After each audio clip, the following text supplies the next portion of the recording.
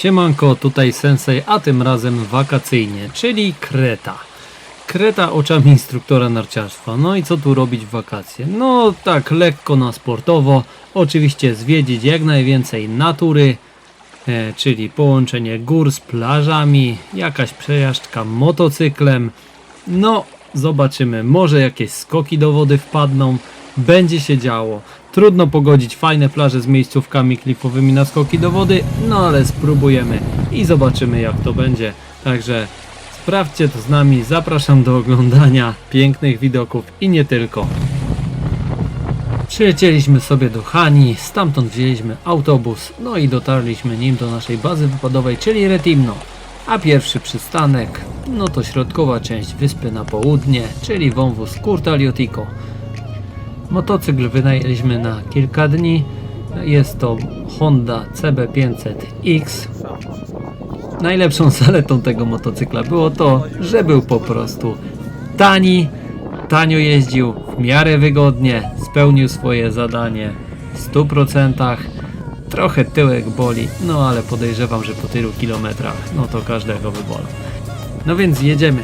Nie wiem czy zauważyliście, ale tutaj jest poranek, a te niektóre szoty z drona, które wrzucają, to już tak bardziej z wieczora, z zmierzchu. I wracając do tego, czyli pozycja słońca. Słuchajcie, zaplanujcie sobie tak wizytę w wąwozie, aby słoneczko było, bo woda w nim, ta źródlana z wodospadu górska, jest mega lodowata. Jest tam tak strasznie zimno, że każdy promyk słońca jest na wagę złota. A jeśli pojedziecie za wcześnie albo co gorsza za późno, no to bardzo tam zmarzniecie. Także fajnie to sobie tak zaplanować, żeby tam, nie wiem, między 11 a tą 14 spędzić tam czas, a potem jechać dalej. No, także wszystkie te jakby miejscówki, gdzie możecie przystanąć z boku i popodziwiać wąwóz, ewentualnie dostrzec jakieś wraki samochodów, które tam leżą, zostawcie sobie może na później, jeśli lubicie się wyspać. No, a tymczasem jedziemy dalej.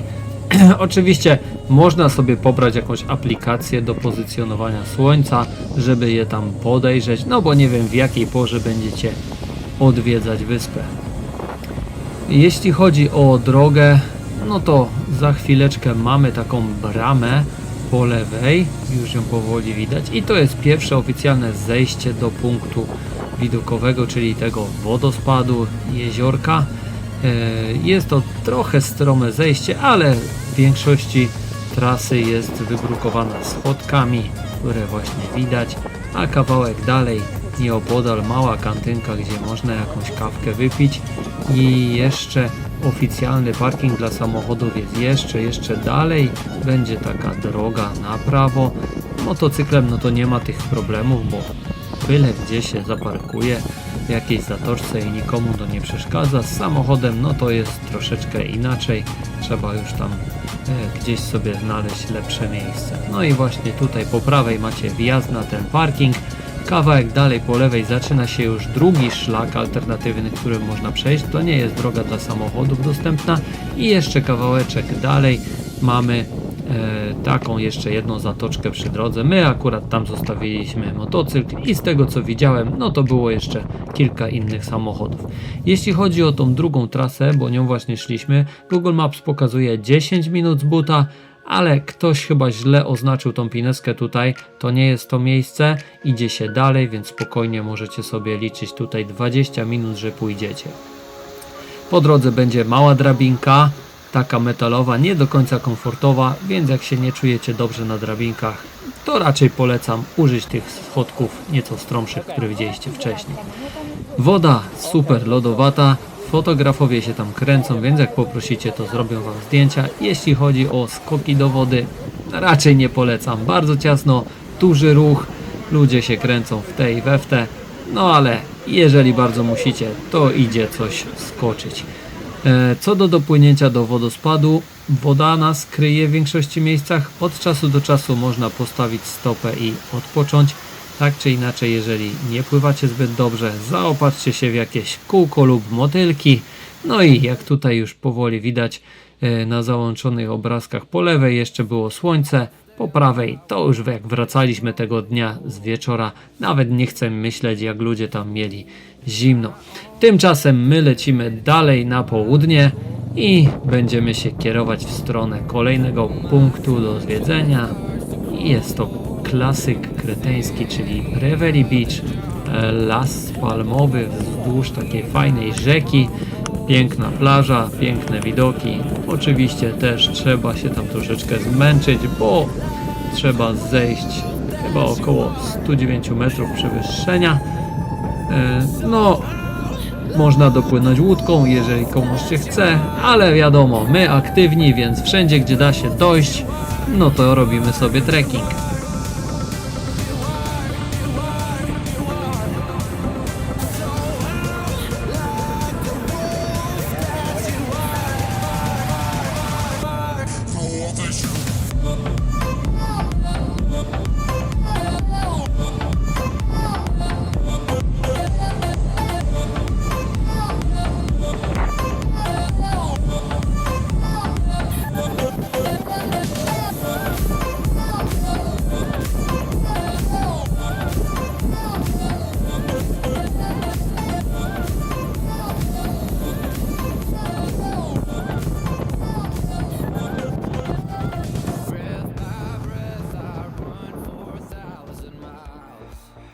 No i tak jak wspominałem, z parkingu na plażę mamy około tych 109 metrów przewyższenia.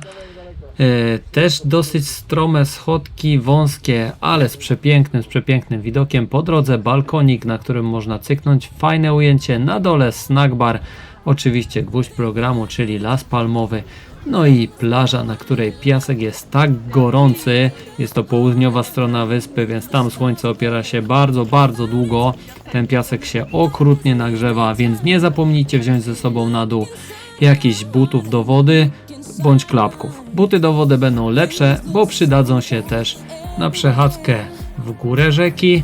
Oczywiście można iść niekoniecznie wodą, ale też tym lasem palmowym, jedną bądź drugą stroną. Są tam wydeptane ścieżki, no ale podróż w górę rzeki właśnie po tych kamyczkach ma też swój klimat. No i jak widzicie, nie jest to usłane płatkami róż, dlatego buty do wody jak najbardziej się Wam tam przydadzą, a dodatkowo piasek z plaży nie będzie aż taki straszny.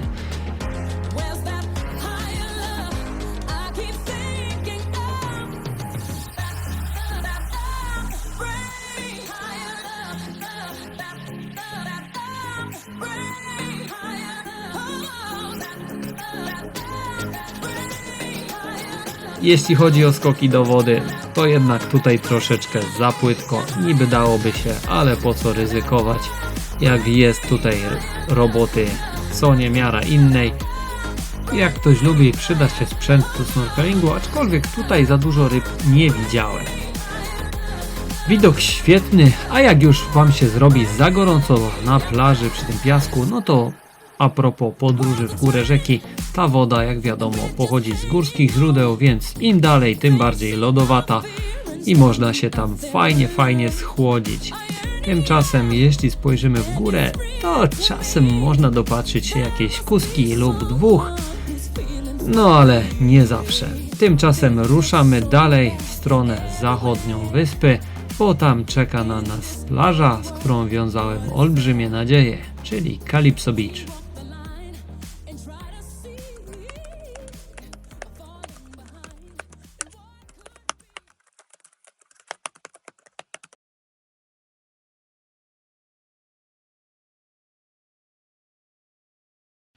No powiem Wam, po obejrzeniu tej grafiki Google po prostu i jak zobaczyłem tych chłopaków stojących na tych skałkach, no to myślałem sobie, ale będzie jazda, potrenuję backflipy, także ruszamy. Co prawda tego dnia wyspę nawiedzały ogromne masywy prądów powietrznych, więc drzewa się uginały, ale motocykl dał radę. Wybraliśmy też tak troszeczkę tą zatoczkę pod kątem tego, że jej skały osłaniają dość dobrze wodę od wiatru. To też być może ten dzień akurat nadaje się tam najlepiej. Także jedziemy to sprawdzić. Po drodze jakieś właśnie samochody, trochę turystów, jakiś piesek gdzieniegdzie, no i świetne, piękne, kreteńskie widoki, gdzie góry roztaczają się po prostu dookoła wyspy. Lecimy!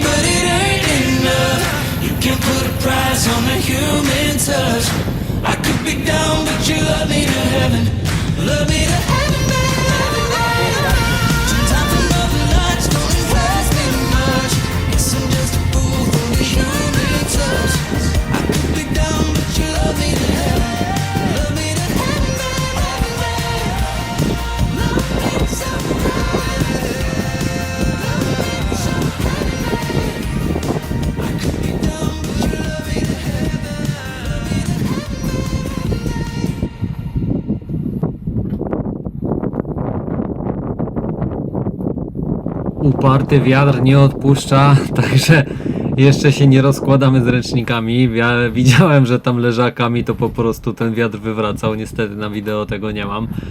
No ale póki wieje, za chwilę ma troszeczkę to osłabnąć, więc póki wieje, to idziemy troszeczkę tutaj na punkt widokowy. Zobaczymy, jak to tam z góry się prezentuje ta zatoczka i czy mamy coś ciekawego. A chyba będzie mega wysoko. No i tutaj serducho zabiło mocniej 2 albo 3 razy, albo 33. No bo kurczę, powiem wam, no taka skarpa, nie wiem, chyba z 50 metrów, może więcej nawet, nie pamiętam dokładnie, trzeba to będzie sprawdzić, ale grubo, no spać stąd, no nie fajnie, nawet nie wiem, czy ktokolwiek by się odważył skoczyć tutaj, gruba jazda. Adrenalinka stojąc na tym klifie była niezła, ale czas zmywać się na dół i sprawdzić ten właśnie klifik po drugiej stronie, bo to właśnie z niego skakali chłopaki, znaczy prawdopodobnie skakali i to on był opisany w jakimś tam blogu, który znalazłem jako jedna z najlepszych plaż ze skokami do wody, czyli cliff jumping. No jak widzicie, skały bardzo, bardzo ostre, więc tutaj bez butów do wody to jest mega ciężko. Wierzcie mi, próbowałem, bardzo, bardzo ostre skały. Jeśli chodzi o dno, całkiem nieźle, całkiem głęboko, nie ma za dużo pułapek, no ale miałem tutaj jakieś takie złe przeczucie. No i poszedłem sprawdzić, bo widziałem, że jest tam jakaś tabliczka, więc rzuciłem na nią oko z bliska, bo z daleka to powiem wam, słabo było tam widać, co tam w ogóle oni wyrysowali. No jeszcze po drodze mam fajną miejscówkę, z którą obawiałem się, że jest jeden kamień, na którego można by skoczyć, jakby się weszło za głęboko do wody, ale on jest głębiej niż się wydaje, więc tutaj raczej nie byłoby problemu. Mimo wszystko jest cała masa dookoła innych miejsc, gdzie można by było coś fajnego skoczyć, niekoniecznie na ten kamień. No i właśnie ta tabliczka, czyli to, czego się obawiałem, zakaz skoków do wody. No i nie wiem, jak to jest respektowane w Grecji, czy tam na Krecie, czy ktoś faktycznie może zakazać lub nie zakazać. Skończyło się między innymi na tym, że nie skoczyłem, bo no, trafił się jakiś tam szeryf z ekipy nurkowej, tam jego nurkowie chyba sobie pływali, klienci, i chyba bał się, że skoczę po prostu na nich, więc nie wiem, no nie przejmowałbym się typem, ale powiem wam, stojąc nad 5-metrowym klifem i próbując nowy trik, jeszcze w tak niewygodnych skałkach, No ostatnie czego potrzebuję to jakiś gościu, który się lampi i ewidentnie źle mi życzy, więc po prostu odpuściłem, nawet nie zapłaciliśmy tam zależaki, po prostu podziękowaliśmy, zmyliśmy się stamtąd czym prędzej i zaczęliśmy szukać jakichś alternatywnych miejsc, a gdzie trafiliśmy to już nawet nie wiem czy wspominać, bo odpaliłem pokrótce mapę i zaczęliśmy przeglądać co tam w okolicy jest ciekawego. Znaleźliśmy kawałeczek dalej świetną plażyczkę oraz jakieś tam miejscówki na jakiś obiadek czy lunchik. Także tą tawernę oczywiście odwiedziliśmy, no ale że akurat udawało mi się dopinać deala, jeśli chodzi o domki Tiny House, no to z tego wszystkiego zapomniałem im powiedzieć, że ja nie jadam cebuli, bo po prostu jej nie lubię, nie trawię, jej smak i zapach mnie po prostu odtrąca, obrzydza i tak dalej. No ale wracając do plaży, nieopodal okazuje się, że świetna plażyczka, no ale jak tam zobaczyliśmy ją z bliska, to się okazało, że to plaża nudystów, czyli z deszczu pod rynnę, a już miałem takie nadzieje, bo zobaczyłem właśnie taką fajną grań, skąd też można by było super skoki do wody robić. Obok niej taka przyjemna plażyczka, no ale już bez parasolek i powiem wam, słońce tak mocno waliło w czerep, że też ją odpuściliśmy, pojechaliśmy dalej w kierunku Skinaria Beach. Tak a propos, wpadajcie na stronkę www.modern-houses.eu, bo mamy jeszcze kilka fajnych domków do sprzedania. Raczej firma już nie będzie się tym zajmować, więc domki są naprawdę w świetnych cenach. Po prostu musimy się ich pozbyć. Nie będę was tutaj okłamywał, także wbijajcie, odzywajcie się i zapytajcie o domki, które muszą wylatywać z magazynu. Deal, myślę, idealny. Jak ja bym miał pieniądze, no to bym brał od razu, ale nie mam, bo mój YouTube słabo wszędzie. Także dawajcie lajki, subskrypcje, no i przede wszystkim dajcie jakiś komentarz, bo z tego co słyszałem, to właśnie długie, rozbudowane komentarze napędzają algorytmy YouTube'a bardzo fajnie, a wierzcie mi, chciałbym robić jak najwięcej fajnych filmów narciarskich, więc każdy wasz like, komentarz i subskrypcja to nieoceniona pomoc. Dzięki. Na powrocie zahaczyliśmy o dziurę w skale, po czym zjedliśmy pyszne jedzonko w lokalnej tawernie Janis. A jak już jesteśmy przy naszym lokalnym Retimno, to powiedzmy sobie, co tutaj ciekawego jeszcze można znaleźć. Oczywiście jest całkiem pokaźna plaża, nie dajcie się zwieść, nie jest ona całkowicie piaszczysta, jest tam troszeczkę żwirku, kamyczków. Nieopodal znajduje się też trochę miejscówka dla influencerów. Ten basen, nie wiem, nie będę wnikał czym inspirował się architekt, ale na środku te fajne, nowoczesne materacyki. Wracając do wody, jest tam też targana wiatrem codziennie plaża, także rzadko kiedy była możliwość w ogóle popływać, bo ratownik wystawiał czerwoną, zdaje się, flagę, no i gwizdał, nie pozwalał nikomu pływać. Także zostaje wylegiwanie się na piasku i odpoczynek po ciężkim dniu. Przechodzimy do następnej lokacji i następnego dnia.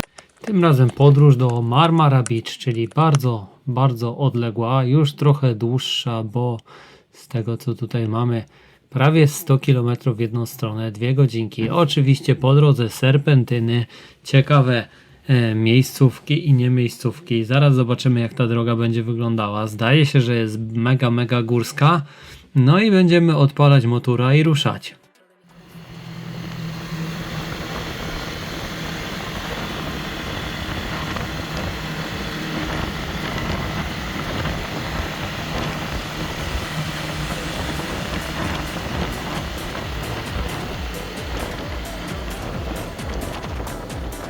Wyjechaliśmy bardzo wcześnie rano, więc było nam mega zimno, a że nie było za bardzo ekstra to stanęliśmy przy przydrożnej kafejce na rozgrzewającą kawkę i ciasteczko.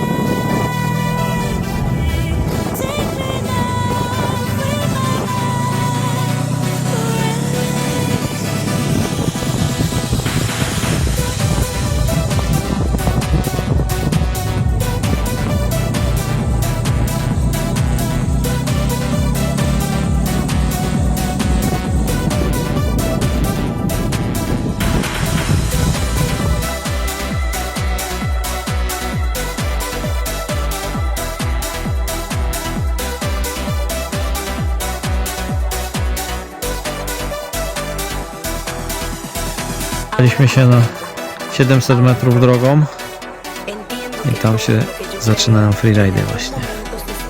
Teraz akurat zasłoniło dziada mgłą, ale to są 2400 metrów.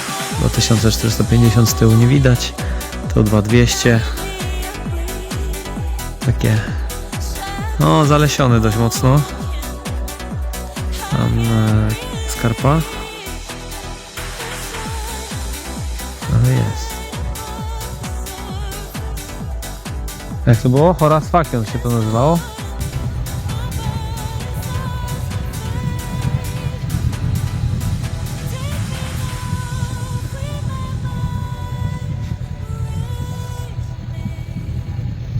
No to teraz czeka nas gruby zjazd z tej góry tą drogą i musimy się dostać dokładnie tam. Także zobaczcie jak to wygląda. O, nieźle. Lecimy.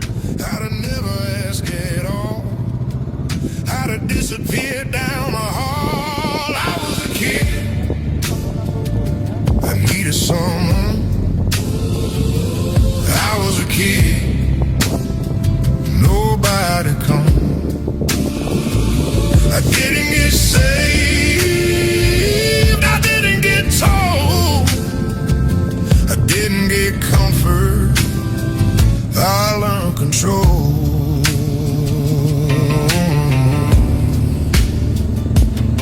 Well, I don't rest, I stay alert. Peace feels fake like it could hurt. Every room I count the doors, every calm feels like before. When someone's close, I pull away. I don't believe the words they say. I learned the hard way what to hold. You don't feel warm when you grow cold. I was a kid, I didn't need much. I was a kid, I just needed one. I didn't get saved, I didn't get told, I didn't get comfort, I learned control.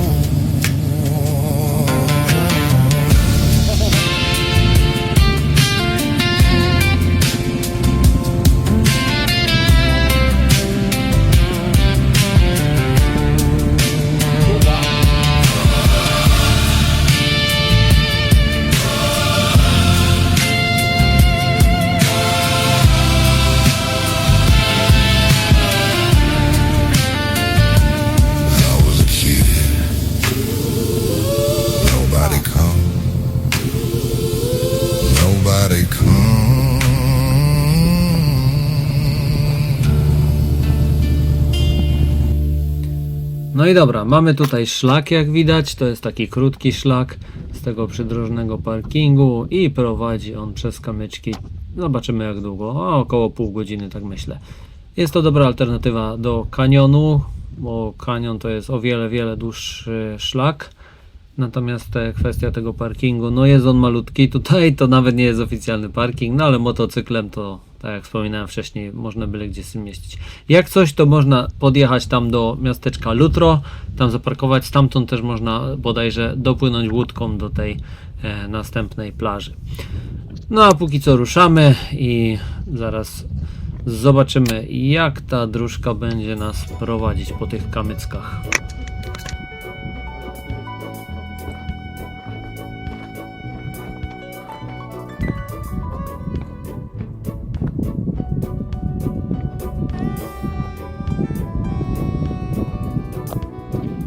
Ok, no to czas sprawdzić teraz spoty divingowe w Marmara Beach.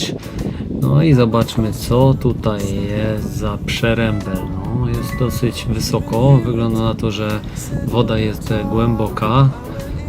Kamienie całkiem fajne, przyjemne, płaskie, nieostre. Także nawet punkt odbicia jest ciekawy. Widzę tutaj dużo różnych stopni, dużo wysokości. No ciekawie będzie się działo. Zejdźmy tam niżej, zobaczmy co tam ciekawego słychać. No coś jakby w wodzie jest z tej strony, to tutaj trzeba było ostrożnie. Ale tam wcześniej było picobello. No. Zobaczymy sobie dalej na prawo. Tutaj jakieś takie poszarpane te skałki. Jak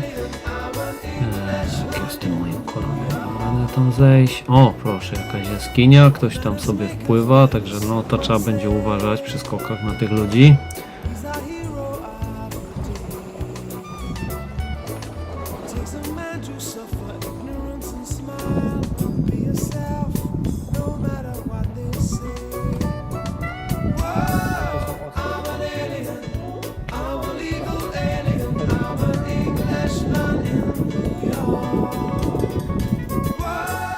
No tutaj to raczej zdecydowanie nie ma co, jakiś kamień w wodzie, zresztą z tych skałek się ześliznąć i spaść na te dolne kamienie też nie za fajnie. Ale gdzieś tu z boku jeszcze było coś ciekawego, zaraz to wypatrzymy, zaraz to znajdziemy. O, tam fajna miejscówka do opalania się, to na pewno jak słoneczko wejdzie. A tutaj na dole wygląda jakby ten kamień był taki dosyć ciekawy do skoku. Pytanie, czy się da zejść. O, jest taki wąski przesmyk. Zaraz zobaczymy. Dosyć strome to jest. Na pewno trzeba będzie uważać, jeżeli ktoś będzie miał śliskie stopy i ten kamień by był mokry, bo można by było zjechać i fajnie spaść. Ale ogólnie chyba do przejścia.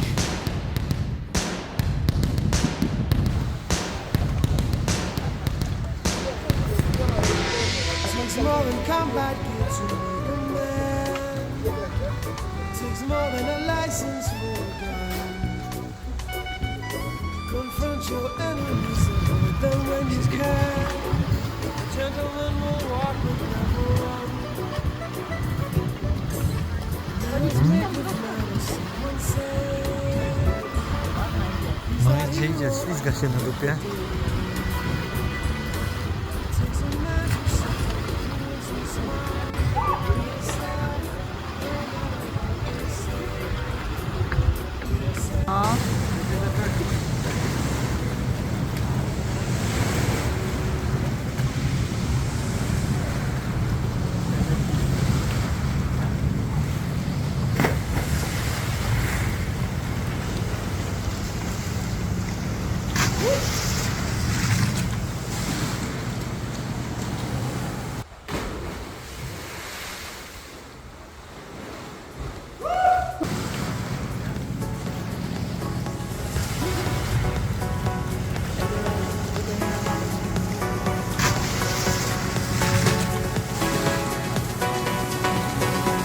Eldorado, with the hair like Pablo. Rolling through the desert, dripping like gelato. Mount the saddle, riding through the desert. Take you back to simple times. Eldorado, with the hair like Pablo. Rolling through the desert, dripping like gelato. Mount the saddle, riding through the desert. Take you back to simple times.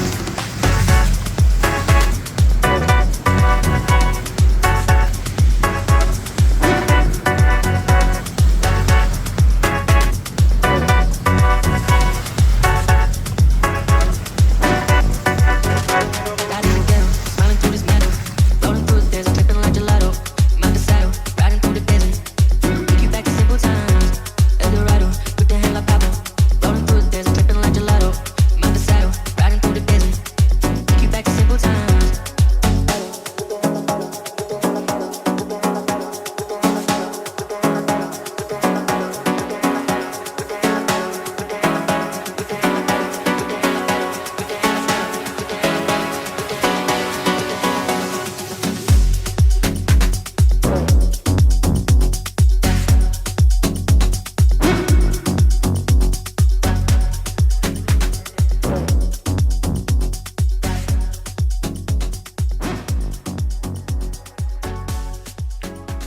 Jak już tutaj jesteśmy przy tym nagraniu, to chciałem poświęcić troszeczkę więcej uwagi, opowiedzieć o tej drodze, bo była to najlepsza droga na motocykl. Bardzo interesująca, długa, ale ciekawa, dużo się tam działo. Jak widzicie, tutaj jest nasz ten punkcik startowy, gdzie zaparkowaliśmy motocykl w tej tam zatoczce niby. No i po drodze chciałem wspomnieć właśnie, że mieliśmy zaraz pod nosem piękny most nad tym wąwozem. No i oczywiście go przegapiliśmy. Teraz dopiero jak analizuję wideo, no to właśnie widzę. No i trochę żal, że nie odwiedziliśmy tego miejsca, bo robi naprawdę dobre wrażenie, ale za to odwiedziliśmy ciekawą przydrożną restauracyjkę. albo raczej taki właśnie sklepik z miodami i raki. Tam nas gospodarz od razu chciał uraczyć raki. Tłumaczyłem mu bardzo, bardzo dosadnie, że prowadzę motocykl. No i nie ma szans, ale normalnie taki był uparty, że koniec końców stanęło na tym, że napił się sam za moje zdrowie i puścił nas dalej. Także wzięliśmy jakiś miodzik, pojechaliśmy. No, a tutaj chcę wspomnieć o tych właśnie serpentynach, no bo kurczę, ja w ogóle nie słyszałem, że na Krecie są takie świetne drogi.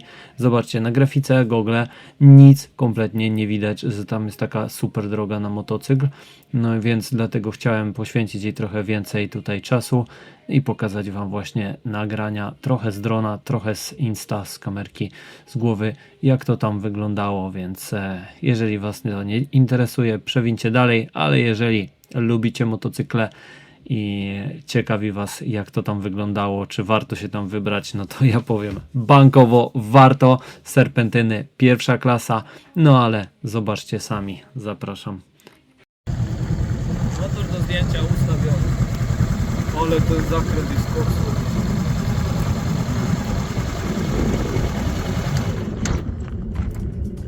Myślisz, że dron by tu poleciał?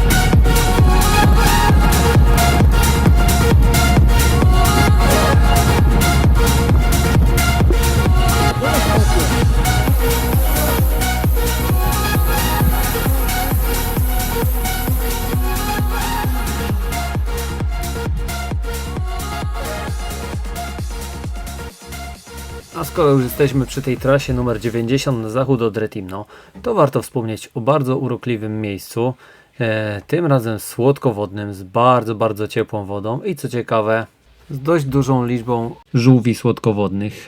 Z tego co wyczytałem, bo na początku myślałem, że to były kareta, ale się troszkę myliłem, bo okazuje się, że jest to żółw kaspijski oraz żółw europejski.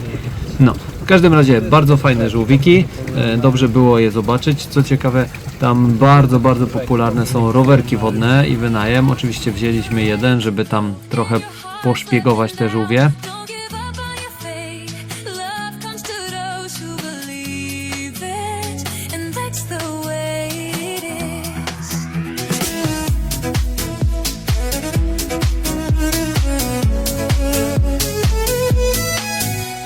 I can read your mind, and I know your story. I see what you're going through. Yeah, it's an uphill climb, and I'm feeling sorry, but I know it will come to you. Don't surrender, 'cause you can't win in this thing called love. When you want it the most, there's no easy way out. When you're ready to go and your heart's letting down, don't give up on your faith. Love comes to those who believe it, and that's the way it is. When you question me for a simple answer, I don't know what to say, no. But it's plain to see, if you stick together, you're gonna find a way. So don't surrender, 'cause you can't win in this thing called love. When you want it the most, there's no easy. Podążając tą drogą dalej na zachód, mamy chyba najlepszą miejscówkę z całej wyspy. No może nie pod kątem skoków do wody, bo woda tam jest po kostki i po kolana, ale widokowo ja jestem teraz po prostu bezsłowny, całkowicie mnie zatkało. Także Balos Beach, droga od nas jak widzicie 2 godzinki. Końcóweczka akurat nie mam nagrania, ale droga szutrowa długa do przejechania, także tam rentale, nie rentale, no to zabraniają, no ale i tak wszyscy jeżdżą, więc no delikatnie, powolutku zajedziecie. My motorkiem przelecieliśmy nieco szybciej, aczkolwiek troszeczkę nas tam wystrząsało. Na miejscu oczywiście jest kawał parkingu, no i trasa pokazuje ile? 19 minut, 1-2 km, przewyższenie niecałe 200 metrów, ale zarezerwujcie sobie co najmniej podwójny ten czas, bo będziecie robić tyle zdjęć, że no po prostu, że hej. A tutaj jak ta dróżka wygląda, nie mam nagrania tak za bardzo paskiego, ale no tak się idzie do plaży właśnie. A po drodze ja sobie zauważyłem, że tam taką mam malutką grań i z niej może będą fajne widoki, więc no nam też zeszło dodatkowo trochę czasu na tej grani, żeby tam sobie porobić zdjęcia, pochodzić. Oczywiście wiało przeokrutnie, jak zwykle, no bo wybrzeże Kreta i wiatry nas tam ciągle nękały, aczkolwiek jak zeszliśmy już do dołu, to było nieźle, całkiem fajnie. Później po południu trochę się już uspokoiło, że nawet drona można było odpalić, no bo póki co to zapomnieć można było o tym.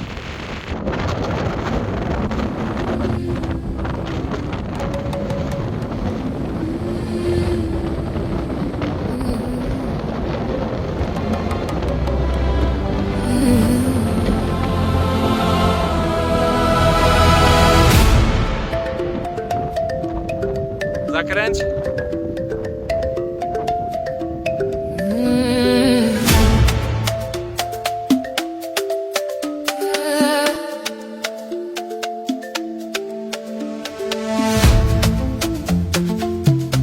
Oh ma douce souffrance, pour toi s'acharner tu recommences.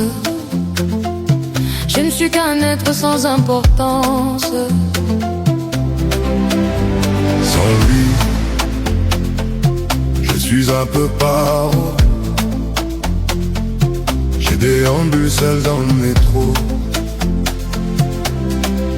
Une dernière danse pour oublier ma peine immense. Je veux m'enfuir que tout recommence. Pour ma douce souffrance. Remue le ciel un jour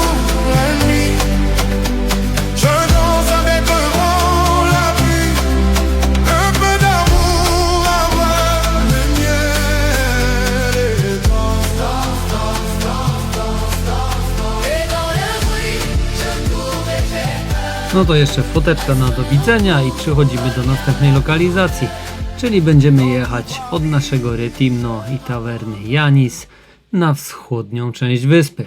No i tutaj od razu wam powiem, ta wschodnia część wyspy totalnie nie moja bajka. No ale po kolei. Zaczęło się od tego, że jeden dzień nieplanowany musieliśmy pojechać wymienić kask do Eurodrivera, czyli dokładnie tam, skąd wynajmowaliśmy motocykl. No ale motocykl nam został podstawiony pod apartament, więc nie było problemu, a do wymiany kasku już trzeba było tam pojechać. No a jak już tam pojechaliśmy, dość długa droga, byliśmy trochę zmęczeni, 1,5 godziny na motorku, no to już trochę było. No i zastanawialiśmy się, co w okolicy zwiedzić i tak trafiliśmy w sumie, myśleliśmy o Malia Beach, ale trafiliśmy na Potamos Beach.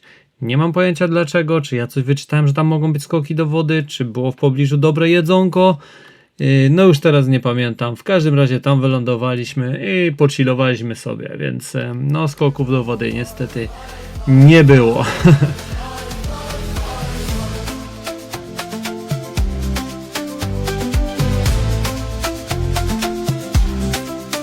Que d'espérance sur ce chemin, ton absence.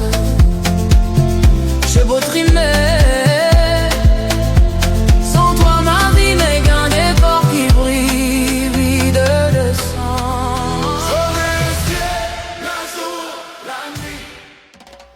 No i udając się dalej na wschód, czyli ta przepiękna Vai Beach, która miała być taka cudowna, z lasem palmowym, świetna rajska plaża.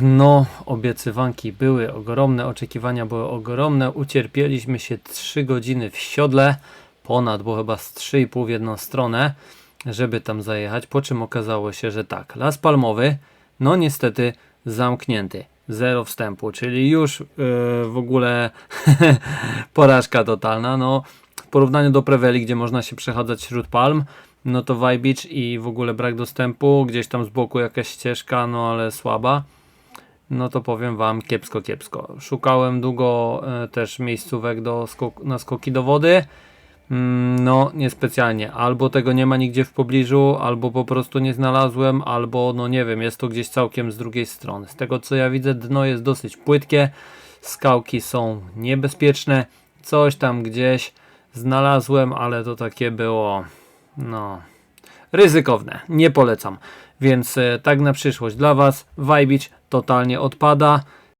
i za chwilę na końcu filmu podpowiem wam, jakie inne miejscówki wybralibyśmy zamiast właśnie tej.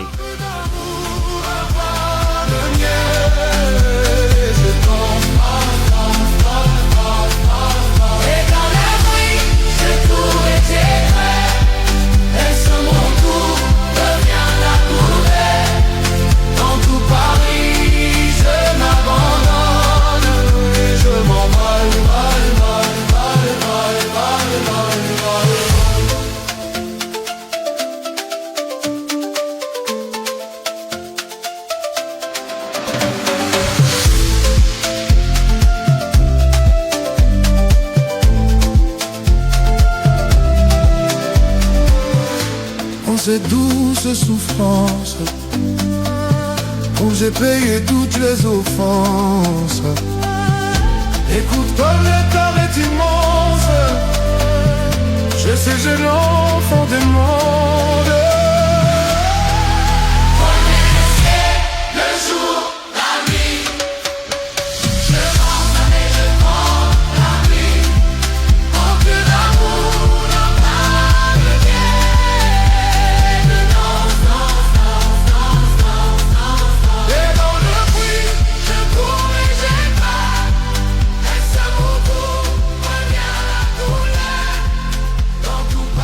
No więc miejscówki do cliff divingu, no i taki pierwszy vlog, który wyskakuje, ja powinienem był od razu zauważyć, że on tam ma bardzo słabą ocenę w gwiazdkach i powinienem się tym zasugerować.